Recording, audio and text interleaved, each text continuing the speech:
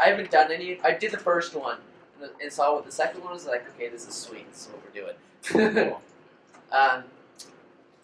What do you guys think about structuring?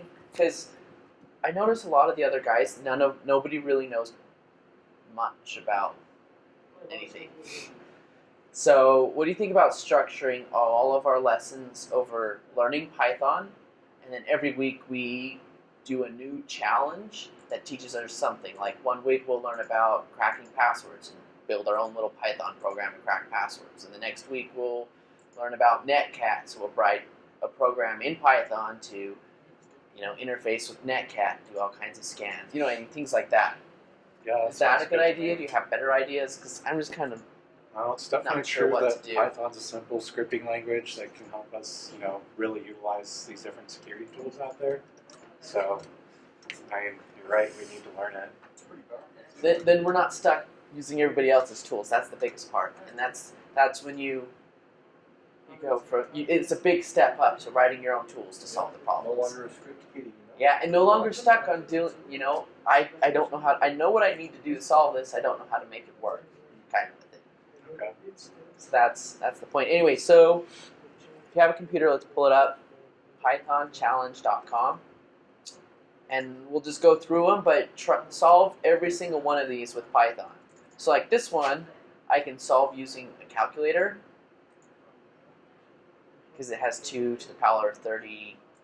I think that's an 38 right there on the screen. So that, and a hint, try to change the URL address. Is there a login process for using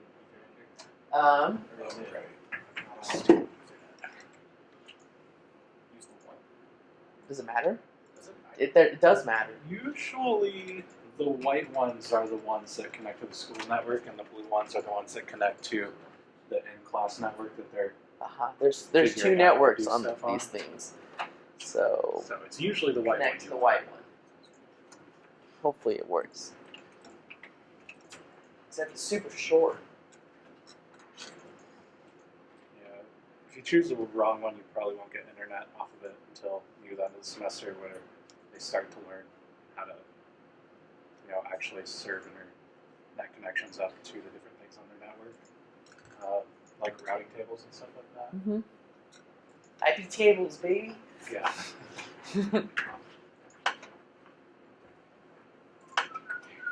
See this one. I can reach this one over Ha! There the. Wow, no way. you are. Yeah, I got it.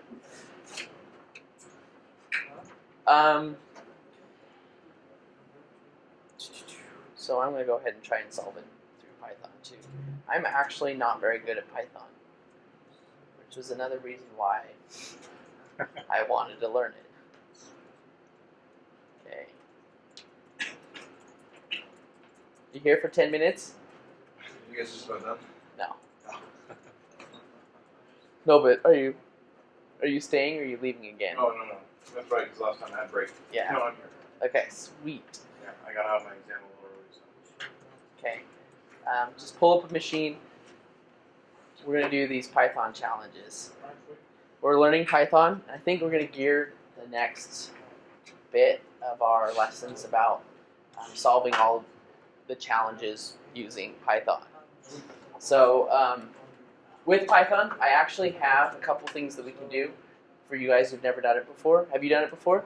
I can talk with Python much, so I'm excited. Okay, good. So these are the resources that I have.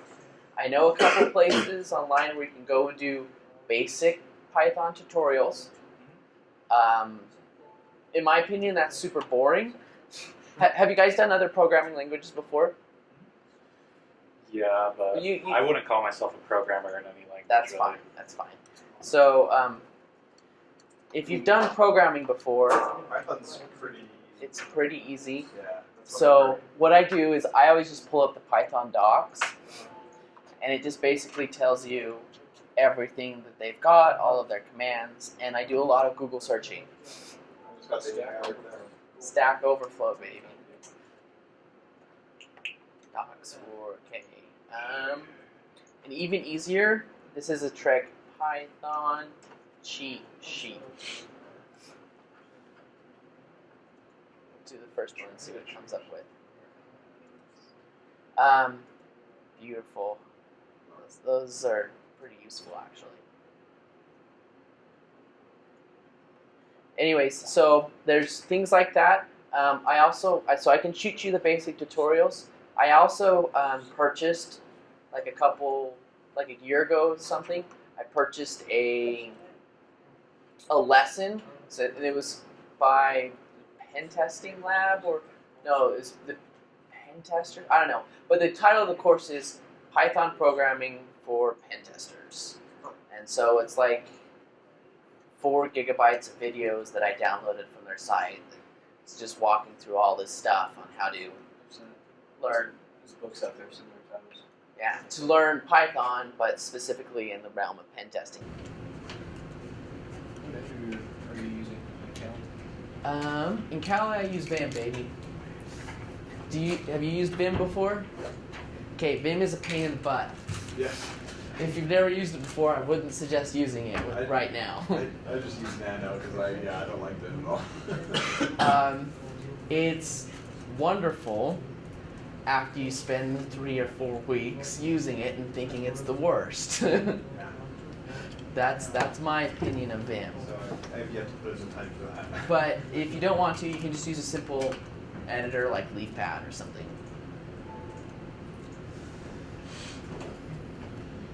Okay, so even when you have a GUI option, you still use Vim? yeah, I will. I'm not going to right now Okay. because I'm still not very good at it, Okay. and I'll fumble in front of everybody, and that'll be embarrassing. I was just impressed that you used Vim even when you have a GUI option. I want to, because it's really, really powerful, and there's a lot of sweet shortcuts, and it makes it a lot faster than a GUI does. But it takes forever to learn all the shortcuts. That's the problem. Okay, so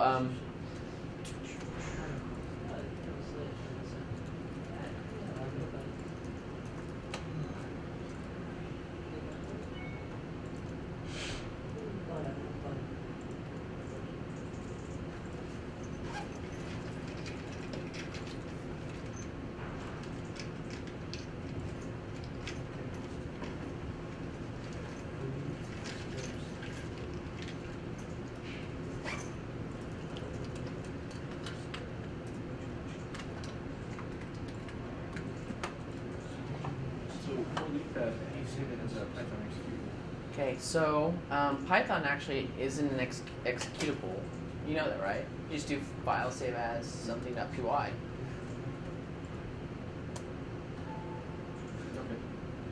Let me show you. And there's actually something. There's a line at the top that I forget what it is. Let me pull it up. /bin/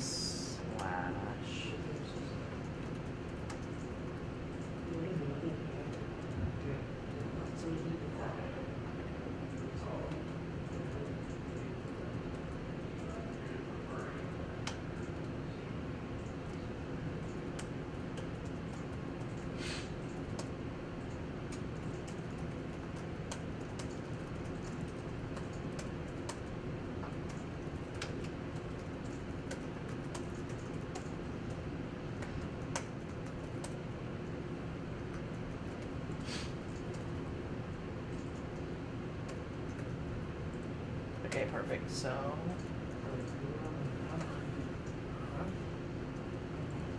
is it exclamation point? No, it's exclamation user /bin/Python.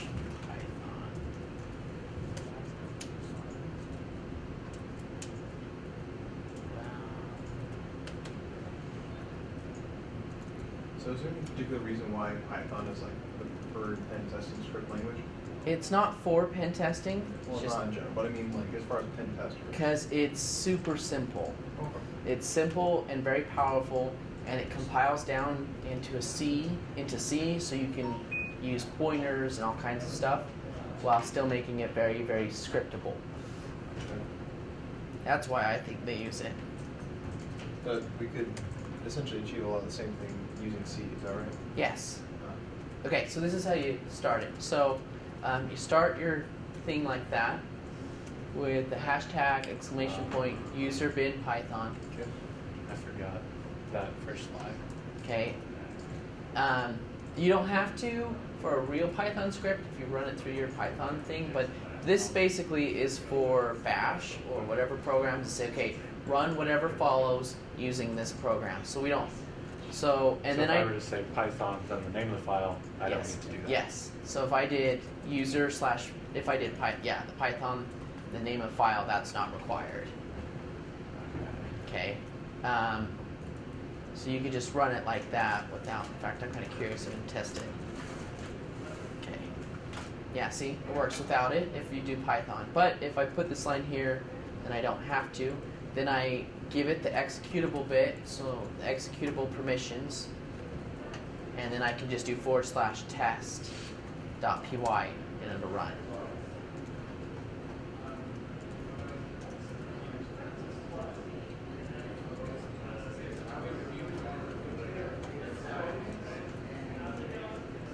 Okay, so Python.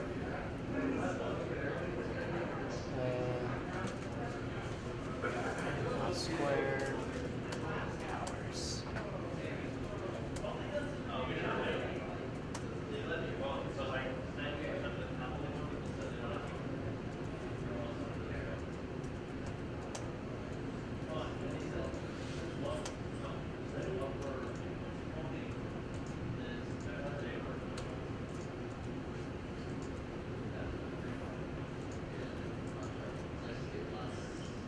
Ah, there we are. X is raised.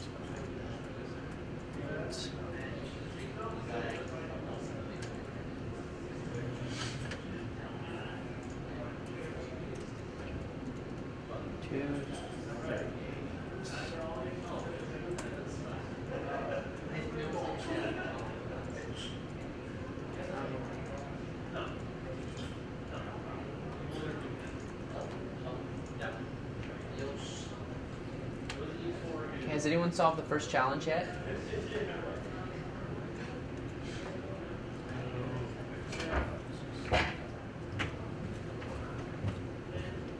To get Python working? Okay, so go ahead and, this isn't how you do powers. So first, so you named it Python challenge, right? Okay, so type the word Python. Well, actually you did this. So give it a chmod plus X, and then space the name of the program. Okay. You can use tab complete, and that'll save your button.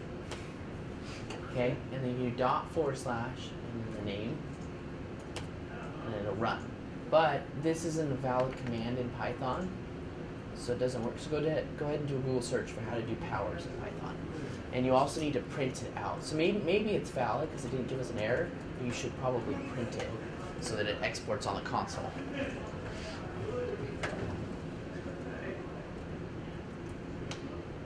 You should print this. So put a print command or something in front of it so it comes out to the console. Are you lost?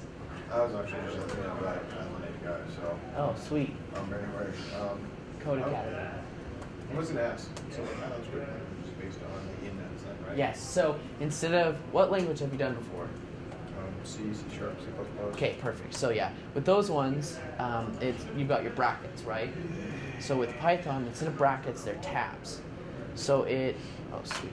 So these are basically all in the same bracket. This and this, are the same bracket as well.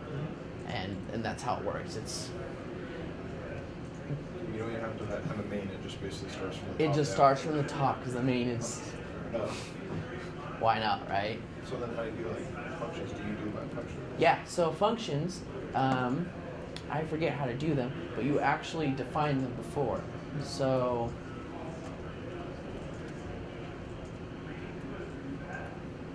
I'll show you. Because wow, Yahoo. Do you really use Yahoo? I need to fix that. I just read that 3 times. Okay. Trust me, I remember. So yeah, this is it. So How so you define the function? yeah, so you define the function. Where was their example? Perfect. So print me, then what's passed, and then what comes out, and then it returns. Okay, that's cool. And so this, you define all your functions first, and then you have your main at the bottom. So it's like Wow, it's that like is- it's like C. In fact, it actually compiles down to the same thing that C does, but it's just different syntax. So I mean, pretend your main is here, and then these are the different functions. That was stupidly easy. Yeah, I know, right? So I guess as far as the challenge, are we doing like image manipulation? Is that what's going on? No. So the website is pythonchallenge.com. This is actually the second one. Oh, okay.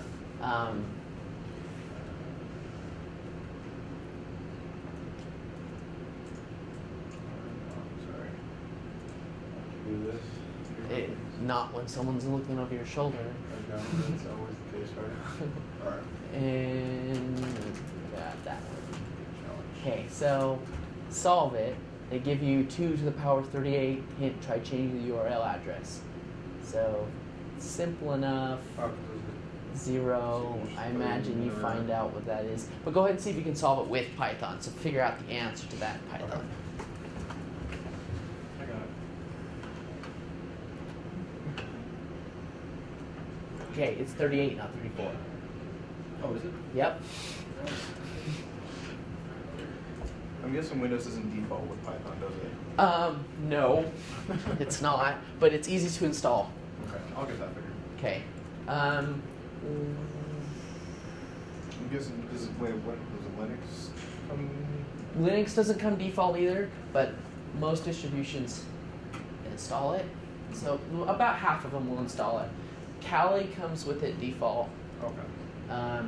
but it's like any other distribution. It's like apt-get install Python, done. Yeah. Yeah. Windows is super easy. Just Google Python installer, regular thing. It's not cheating. I'm trying to take somebody else's entire Caesar cipher. Oh, you're on the next one. Nice. What? See, this is the thing about Python. It's not cheating. I mean, it's not cheating to steal someone else's code. Like I don't care if you steal someone else's code. He just went and found somebody's Caesar cipher solver in Python.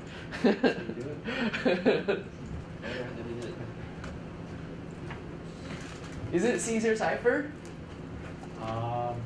Because I haven't even looked at what it is yet. Actually used it successfully yet, but I just googled Python Caesar cipher and figured someone probably either would be able to demonstrate that it's a simple code, or else I could take their program. Uh-huh.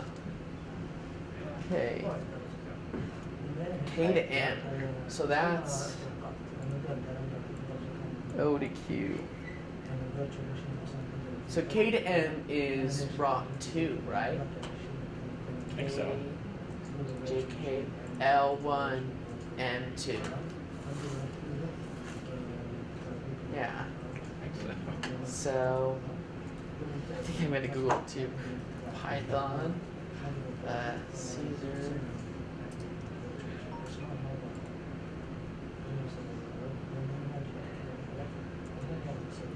Ooh, I found a gist.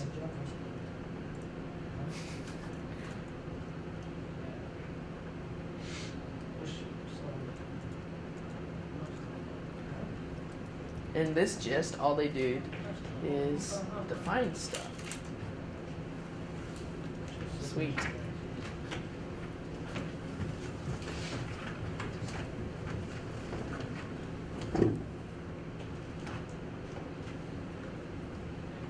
Oh, you're doing it for Visual Studio. I figured I might as well.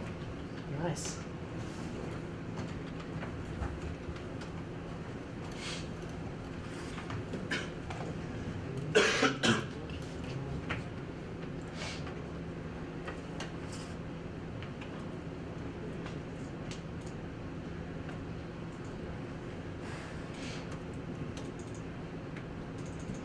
Yeah, there really isn't much to code.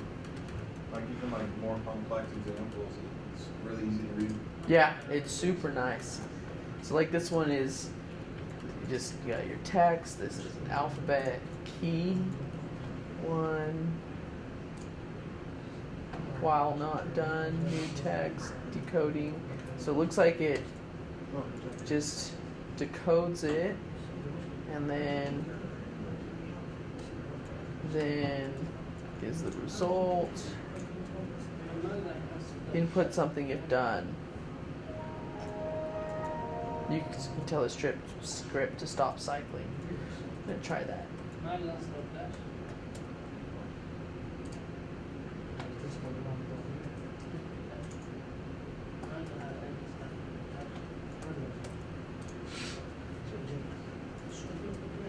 a question about, I guess, syntax. What's that? The four character in range. So is character just defaulting at 0? Where are you talking? It's up a little bit further. It's at 4, a little bit down. Right. Oh, right there. Okay, so that's a basic for loop, Okay. and so it defines a new one for character in range. So that says, let me see if I understand that right. So it takes this text, which is the text that we input up here, and then for each character, which is a data type, so each character in the string loop through it, and so it'll take the first character in what we input. So in the example, it'll take G and then do the stuff with it, and the whenever it uses character, it like this, it's actually calling that actual character in the string. Because I guess it was So it's like saying if, like the first time round says if, this G is an upper character, do this. If it's a lower character, do this. You know what I mean? Yeah. So And then it'll go to the next one. So character is an actual character, not like an index. Is that right? Because it looks like it's being used as an index. It's being used as an indexed. It's just not doing it as an index through a number. So it hides part of the indexing. That you don't actually see it. So you have this text that it inputs, this long string that we can't see because the user inputs it here. And it says for each character in that text, do this. And then once it reaches the end of the long string, it stops. Okay, so for the first character, do this, and then the second character, and the third character, and the fourth until it's done. What does the range keyword do? Because I understand what length is, but... Okay, so range sets it. So the way that this works is you will set it to be 0 to a number. And so what this does, if I remember right, I actually don't remember. Let's look it up. I don't want to guess on that one because I can't.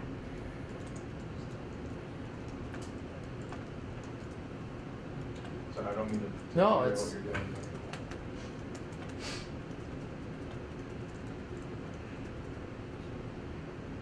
So when you do range of something, that's what it prints out. Oh, okay. That makes sense. Okay, so if we do range of the length of the text, then the length of the text, then according to this, it'll start from the 0 and go all the way to the end. So what this does is, let's say our text is ABCD. I mean, it's really not the alphabet, ignore that part, but yeah. So that'll be 1, 2, 3, 4. So it goes, this gets the length, says 4, then this puts it 0, 1, 2, 3. And then for each, it defines a new variable, and we could name it whatever we want, but we're going to name it character. For each one, basically, if we were to write it in C, it would be It'd be like 4 pair int, yep, car equals 0, then yeah, it's way off mark. Then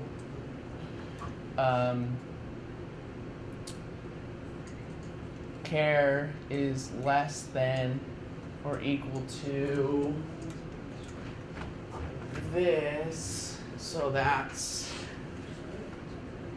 I think you could just say less than the length of. yeah, you can do less than length, and then char plus plus, right? So the range just specifies the order in which character you're going to Mm-hmm.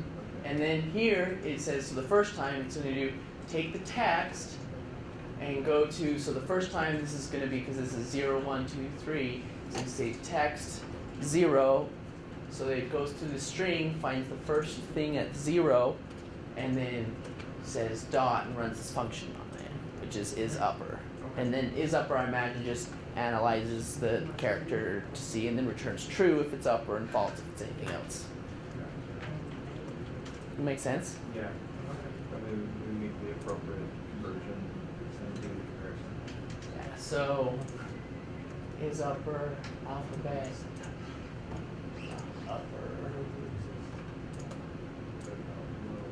else if Is it, I guess, regardless of the text type, that means we don't care about case, like whether it's uppercase or lowercase, and that's why it's changing the alphabet based on.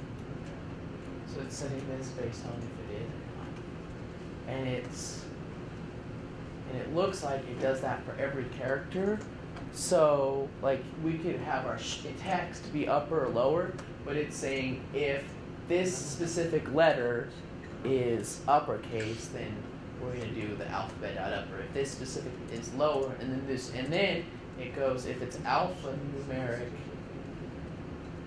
equals false, then do this else, and then here it actually takes the alphabet and index and starts switching it up with the remainder and all that stuff. So that's this is the actual shifting, and not sure about this part, but whatever. Cool.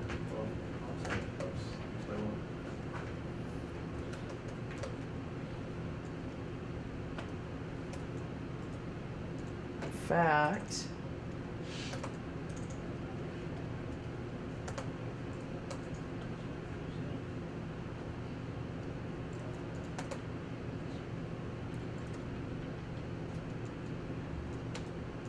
have you guys solved the Caesar yet?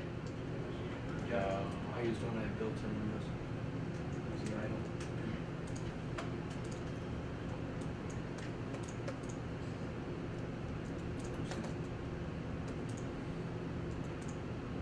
Using idle. Yeah.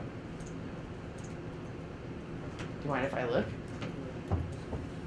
So it's a little ghetto. It uses lists, but it does work. It doesn't handle spaces very well. I touched it a while, but it does work. Oh, So sweet. what it asks for is what do you want to reassign?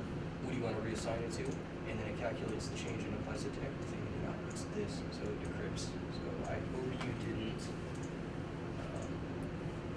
translate it by hand. That's What computers are for. that's nice. It's- Yeah. I did it for an easy CTF challenge. Anyways. Easy CTF is fun. Yeah. I like that one.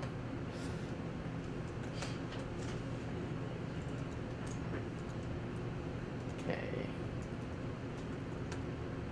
Import.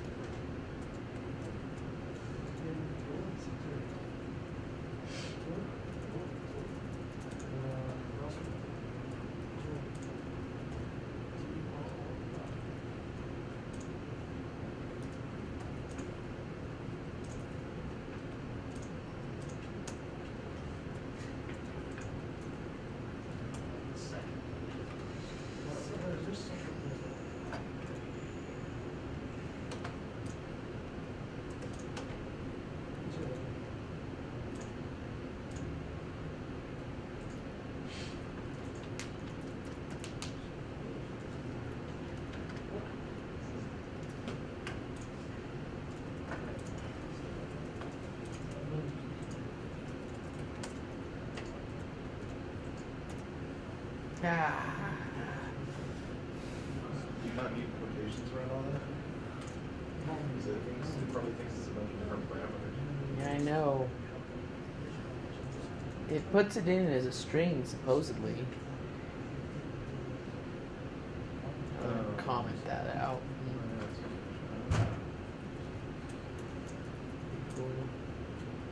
Wow.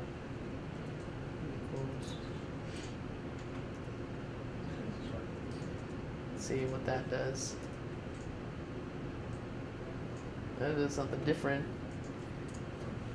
Is int.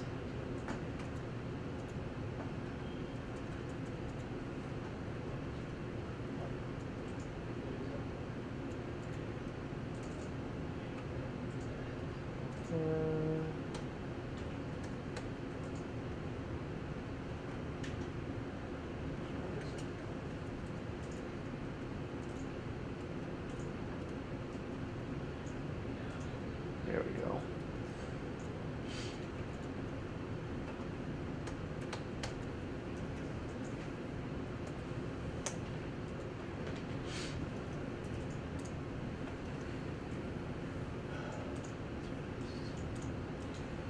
Substring.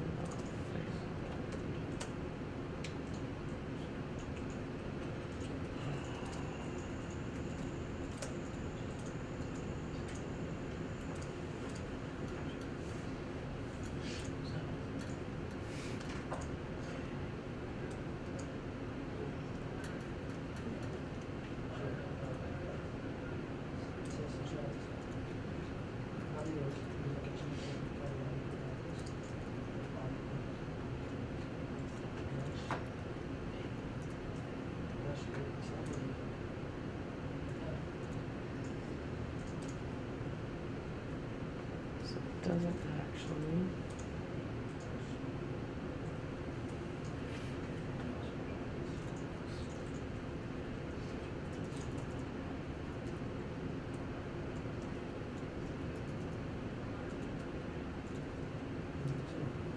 Ah.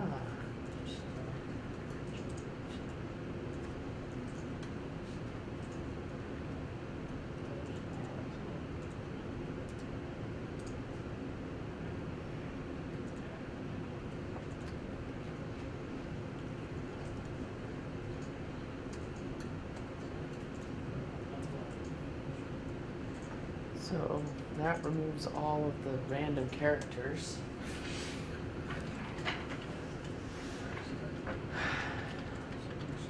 So why is it still failing?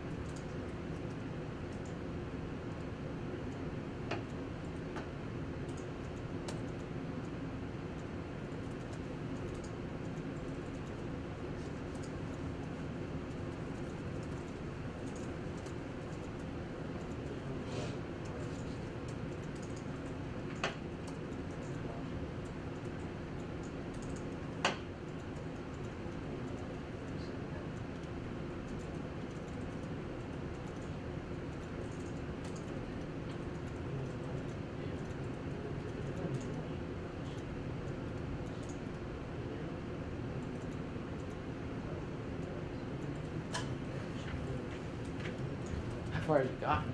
Oh, good. I'm trying to fix it so that it's not rich. Let's see. So I already fixed it so that it can output use a string. I'm trying to make it so that it can include spaces with no issues. So Nice. yeah. I spent a bunch of time trying to troubleshoot why other people's Python scripts weren't working. I just scrapped that script and tried a more simple one.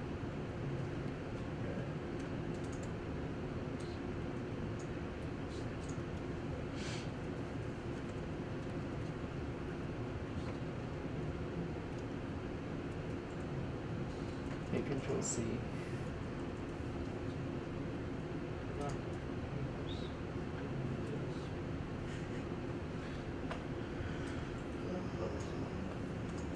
One thing to do with Python, where it's compiling every time, is to make sure you remove if it exits correctly, it'll make a py.c file, and sometimes it runs that instead because it's the actual compiled version of your code and it's supposed to be faster. Okay. So I've run into that before. I've changed it, but it's not taking effect. So just be careful with that. Okay, but since we don't see that here, Yeah, you're it's fine. not happening right Yeah, now. it's not happening. How far are you? I'm a ways away. And Did you get the powers one? I did. You did the powers one. That's okay. I'm on the Caesar too, so it's still hard. It's a hard one. Yeah, it is. I mean, I could just Google how to Caesar cipher, but Yeah, that's not. Yeah, you're right. The challenge is to do it.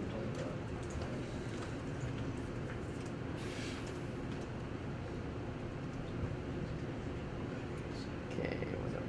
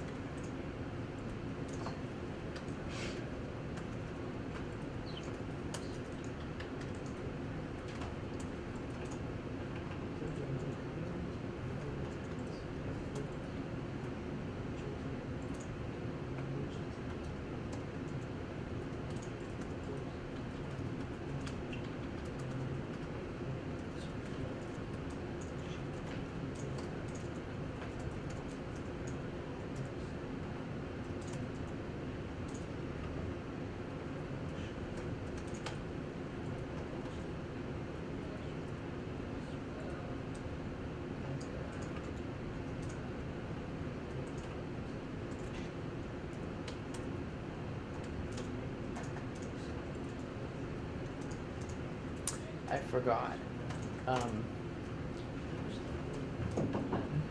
One more thing I forgot is with the for loops, with the colon after them. So that's an extra thing that isn't in there.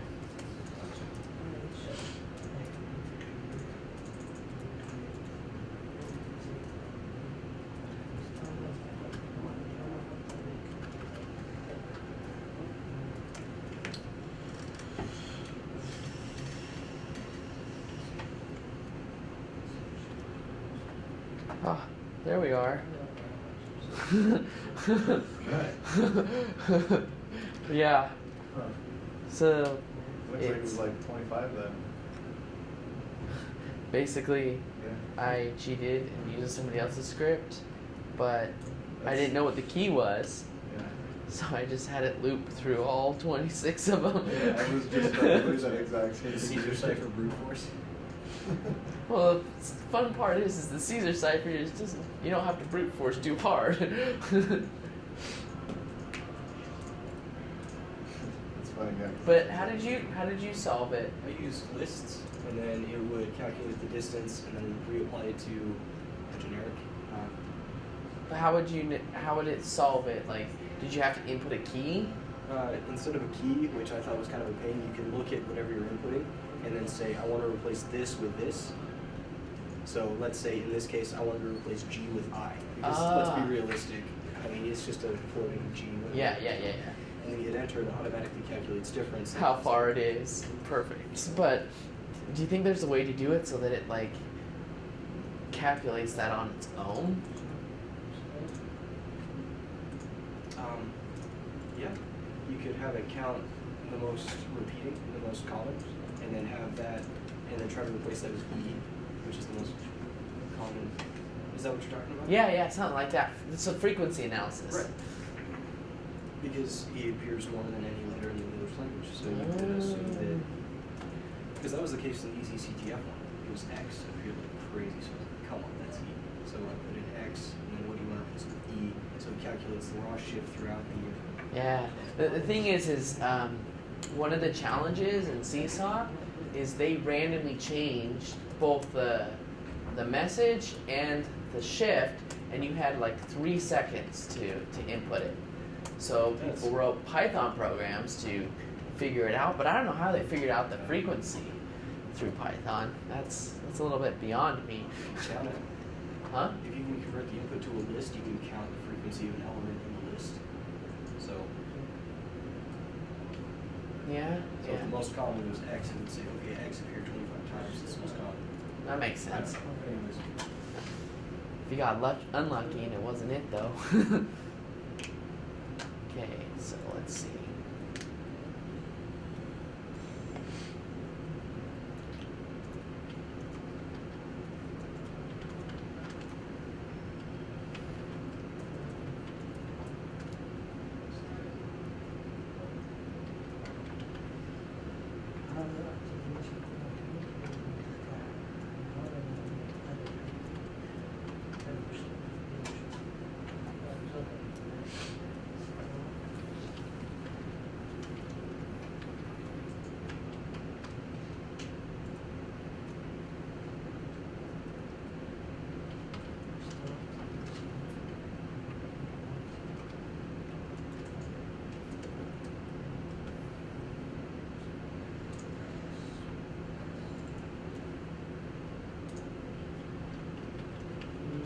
Use 5.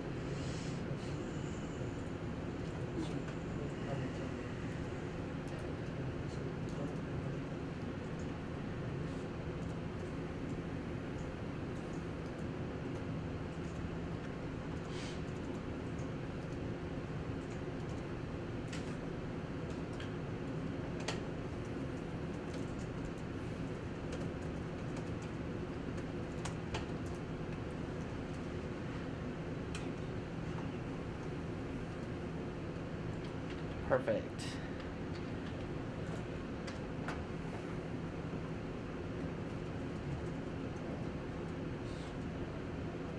So, how did they do it? They didn't mess around with No, so what they did is it's right here. This is the guts of it. Everything else is just dumb stuff. In fact, that right there is it's the beating heart. that's the beating heart. So if symbol in message, so if it's alpha, which is alphanumeric. Yep. I don't think so. Okay, so they take if it's alpha. Okay, for simple message, if it's alphanumeric, do all this stuff. Else, so if it's not alphanumeric, it just Keeps it as it is. Okay. So like if the symbol is alphanumeric, so a number, no, alphanumeric is just upper and lower letters, right? So if it's not that, which would work for everything. So spaces and two, spaces and two. So if it's alphanumeric, we're gonna do the switching. If not, just add it to the. So what they do is they start, to create a string that's blank, and then they start adding letter by letter by letter. So then what they do is they do the ORD command on the letter. I don't know what the ORD command does, but I can look though. Is that its alphanumeric value if you were to list it? Probably. Okay. Because that's why I use a list, because I have the alphabetical, so we can reference, A0. Let's see. ORD, here it is. Okay, given a string of length 1, so basically a character, return an integer representing the Unicode code point when the character is a Unicode object. For example, ORD A returns the integer 97. Okay. Because that's probably what number it is on the ASCII chart or whatever. Okay.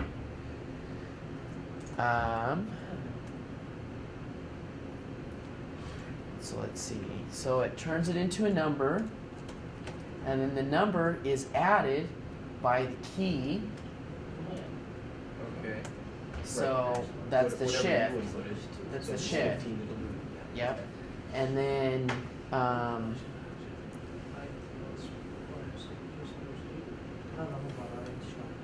if the letter is upper, it will basically determine if it needed to shift, which direction it needs to shift. So okay, and then if it's lower, it does the opposite.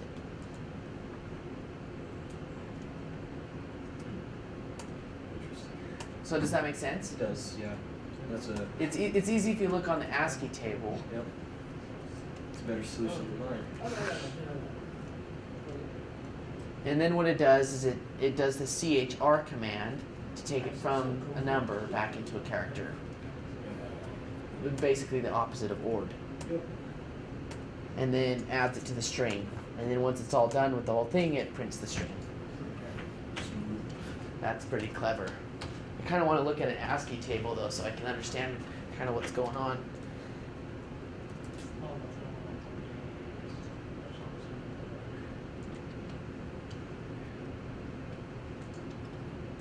So there's 97. Okay, so stupid mouse. Okay, so let's say the first letter is A. So it turns it to 97 right there. Then the shift, it pluses, the shift is the key, so the key I'm entering in is 24. No, let's do G. G, so G turns into 103, and then the shift is 24, so that's 127, so that bumps it down here to some random thing. And then is upper, it's not upper, it's lower, so is lower if the number is higher than or z, which is z is here, which it is, then subtract 26. So 127 minus 26 is 127 minus, so it puts it right here.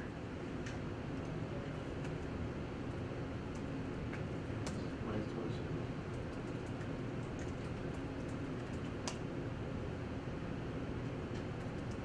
No, I think I did something wrong.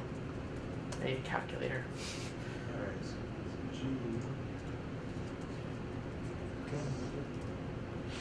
Okay, so G is 103 plus, no, it's decrypt, so we're decrypting it, so it's actually minus 24, 79, and then it's a lowercase, so if it's greater than z, which is 122, which is not, so come down here.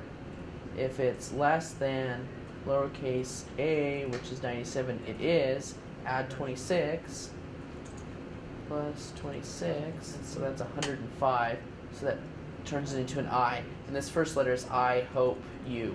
Okay, that makes sense, So their solution actually, it's smooth. It's valid and smooth. That's weird. That's kind of a cool way to do it with the ASCII chart. I hadn't even thought of doing that. Turning it into a number and then shifting I it. didn't think ASCII chart was that smooth.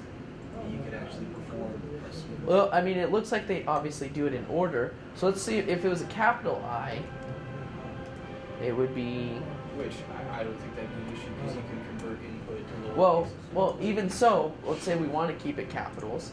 There's I's over here. It should do the same thing, just over with these values instead. So it subtracts it and then adds it. So it even works for uppercase. Uh-huh.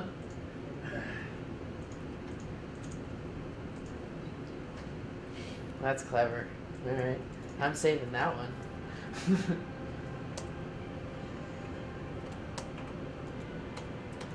Okay, so what's the answer?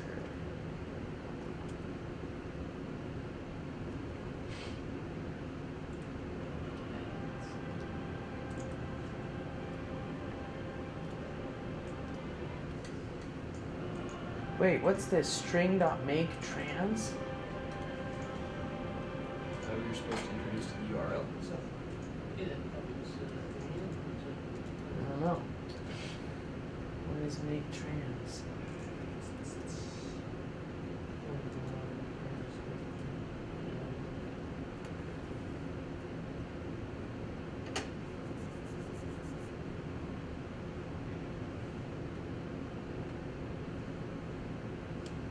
Whoa. So this is kind of cool. What this does is, so you take these letters up here, and with make trans, it's hard to see, sorry. but what does it say? So you've got two strings. So the first string is, they called it in tab. So they did A, E, I, O, U. And the second string is out tab. They did 1, 2, 3, 4, 5. So that means A is 1, E is 2, I is 3.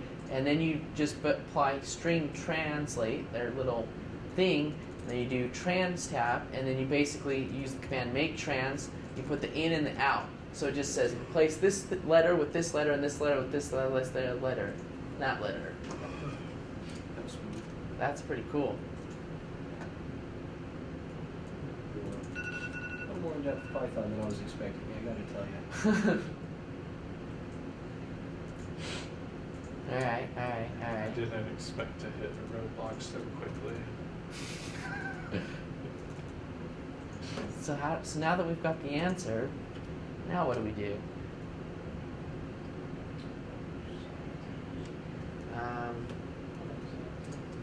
Now apply on the URL.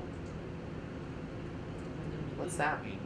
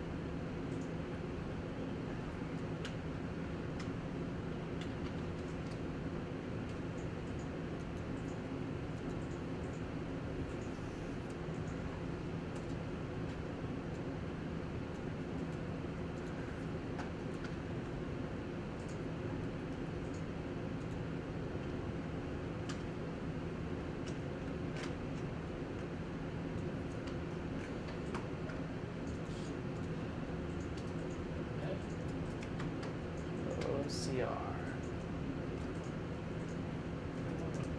Oh, nice.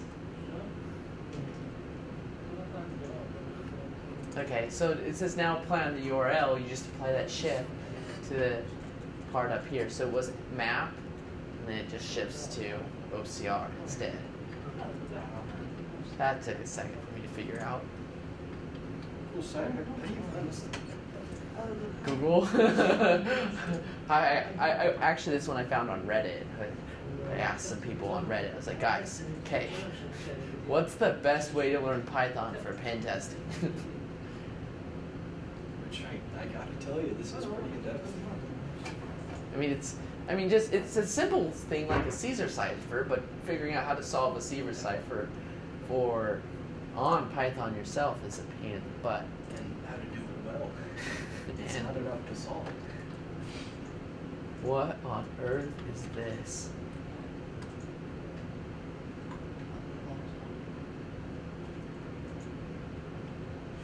Find rare characters in the mess below. By rare, do you think they need occurs once?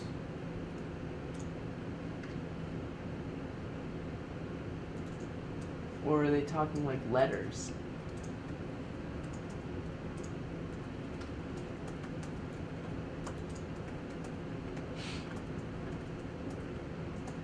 Man, it's like somebody mashed their symbol key over and over and over again.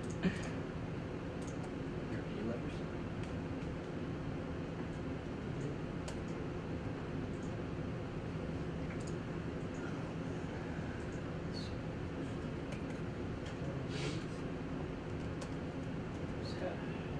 I don't see any. Do you?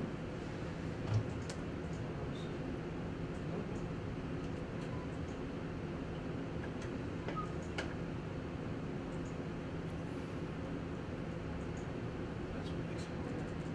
I guess.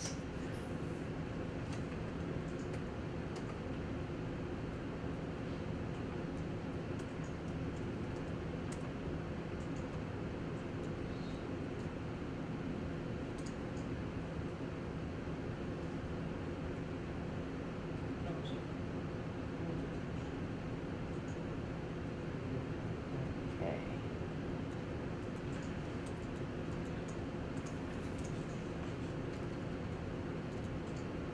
Ooh. I remember.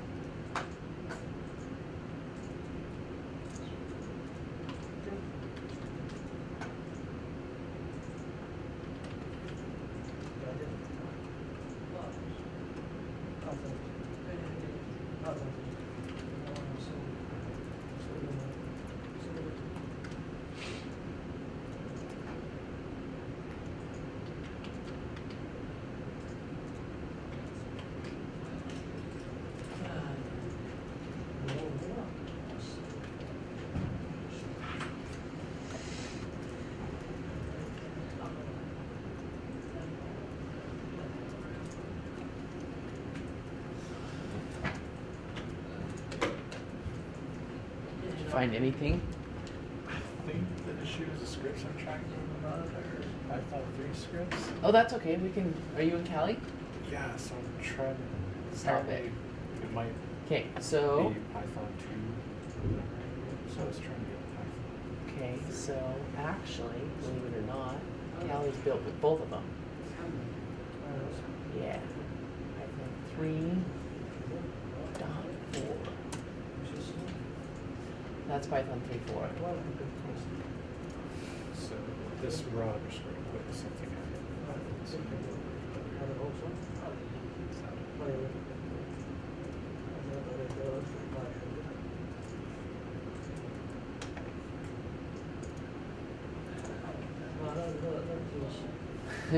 Better. Strings. This is supposed to be. That's another thing that I changed. I was trying to get things. I've not done much. Did you solve the Caesar? I did, using basically the same method you did. Sweet. I can't believe all these issues were just because I was using the wrong version of Python. I didn't know how to use other versions. You just ask me. You're on the Hangouts chat. When you do that at home too. Yeah, I should have asked you sooner. Okay, I've so been, at this for over this an hour. thing is It's huge. the simplest fix. Yeah. Damn it. It's massive. Yeah, you went wow. Okay. yeah, and I don't know what it's. I have no idea what to do with it.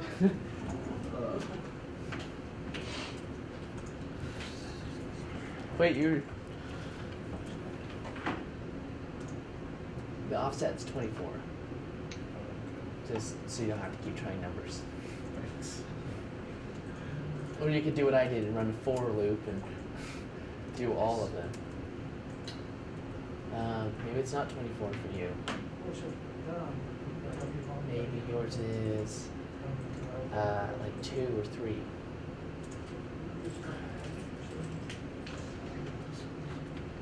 Because mine offset this way, but yours, I mean, it's probably the other direction, so.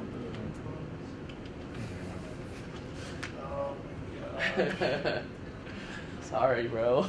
No, I learned. That's the important part. Just wish I'd learned a little faster. Okay, I have no idea how to solve this sucker. Does it talk about you supposed to find characters that are not part of the standardized configuration?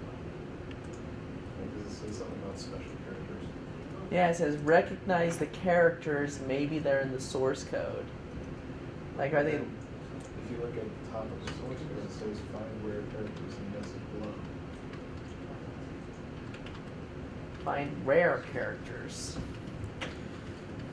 in the mess below. What do you think it means by rare? That's my only guess. Is it's something that's not part of just the standardized. Oh, you know what I bet it does? I'll bet you find a character that's not very common, and it then draws a picture. Probably does. See, I mean, these are all on lines, so I'll bet it draws a picture, which is some words sideways or something. I don't know. I'm gonna. It's just figuring out what it considers rare.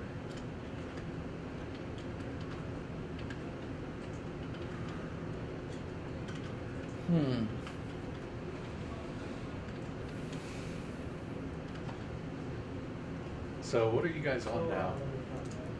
The next one. So it says apply Okay. this. It So says I'm not apply. too far behind. Yeah. So it says apply the same to the URL, right? Yeah. So you just apply the same shift to the 3 letters that are .html. So instead of MAP, what does it switch to? OCR. OCR. There we are. Okay, cool. I've almost got it there. But here's a cool thing you can do. Now that you've got your Caesar cipher decoder, you can save that, and then anytime we have to do a Caesar cipher later on, you're like, I got this, guys! Yeah, I've been, everything we're writing, I'm saving in a separate folder called Python. I'm trying to give descriptive names for what they're doing. I definitely want to go back on this work. So these plus symbols, they're like always in a row. Do you see that? How they're like drawing just right. I wonder if the plus symbols are what they're talking about. Because I mean, if you look, look at this. There's plus here, here, here, here, here, here, here, here. It's like they're drawing something with the plus symbols. I don't know what's going on.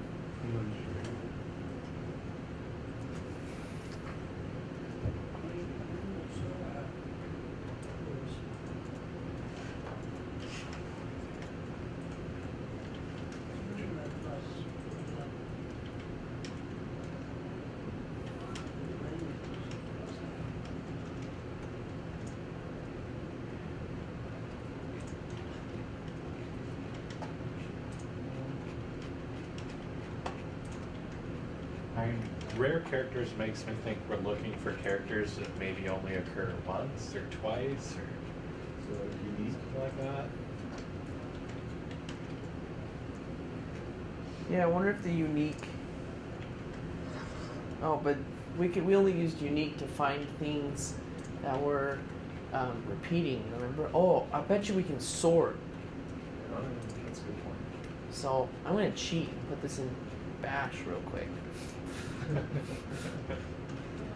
Hey, Okay. we're here to learn Python. You know what? I need to figure out what we need to do in Python first. I have no idea.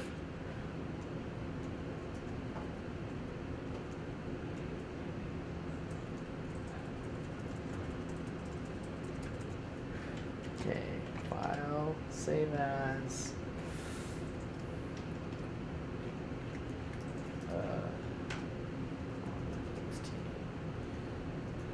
Okay. Sort.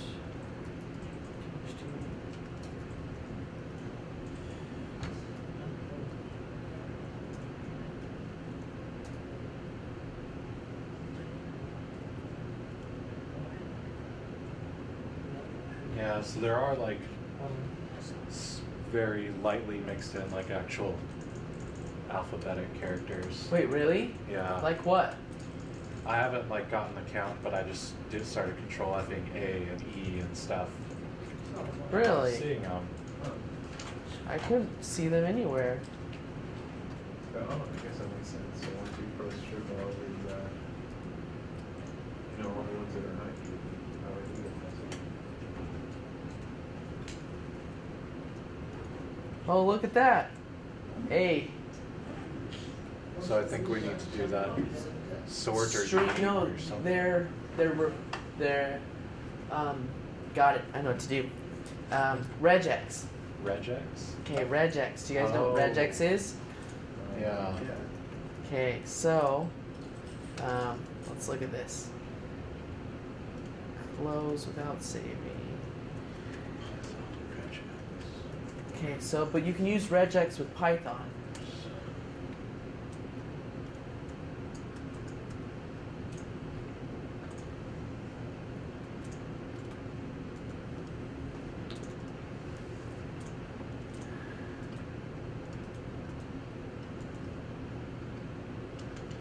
Okay. In fact, I think I've even looked this up.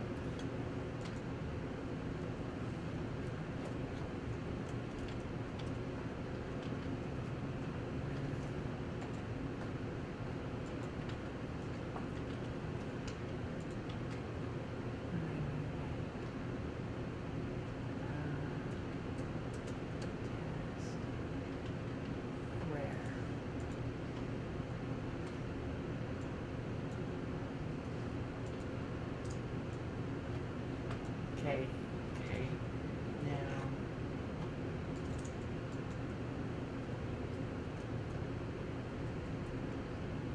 how do I get all of this in one line?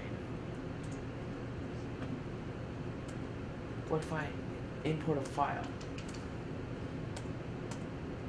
And I'm not finding any numbers so far, like just with control Fing, so it probably is just alpha characters we need to find.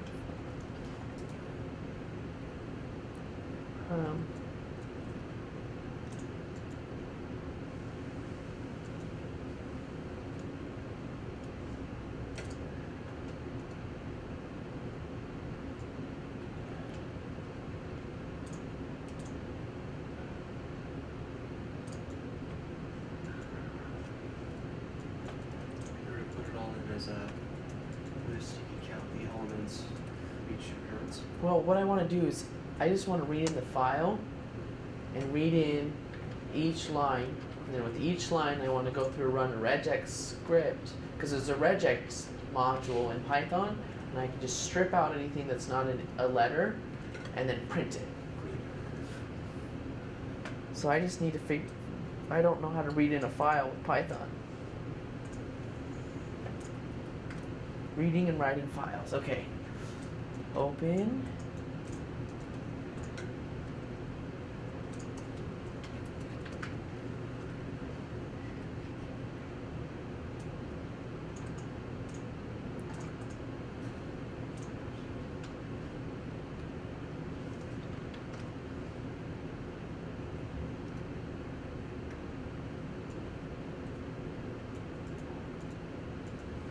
Okay.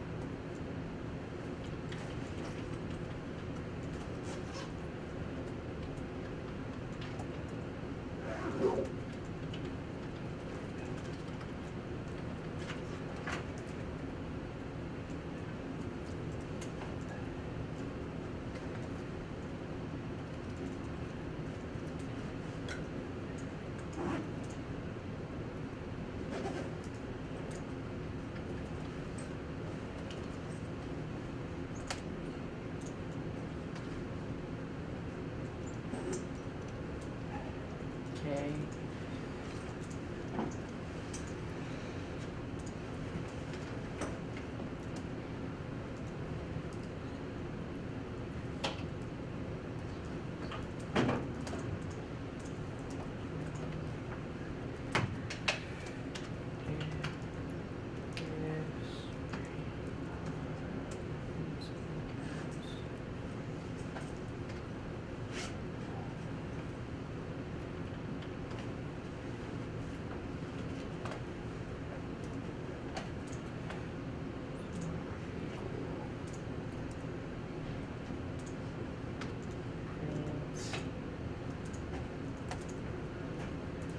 Ha ha ha ha ha ha ha ha. You were right. Well, check it out.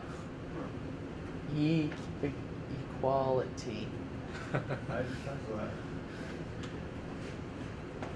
Okay, do you want me to show you how I did it real quick? It's super simple. Yeah, that'd be nice. Let's check to make sure it's right though. EQ. Okay, so the script itself is very small. It's like 1, 2, it's 9 lines long. So use the regular expression above the Yeah, so I imported regular expression, so that's a Python module, Okay. Then I said I want regex to equal this thing. Basically, for that part, I just Googled it and found it on Stack Overflow. How to remove all non-alphabetical characters from strings, and they posted that there. So I took the big long thing and saved it as a text file because it wouldn't let me do it as a single string because it was multiple lines. I guess if I ended the end with something, I could do it, but I didn't want to figure it out how. So I did for each line in the file that I opened, I ran that removal thing, and I said if the string that it removed from isn't empty, print it out. And I wonder if there's a way to make it print without entering every time. But whatever, that's it.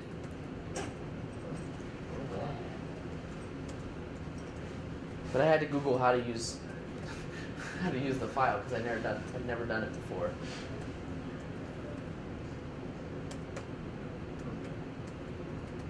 I feel like I'm in class again. Just copying what the instructor has typed on the screen. Except, I had to figure it out like you guys did. I like it a little bit. Hey, see ya. See you Actually, I later. better go home too. It's like 8 o'clock. Yeah.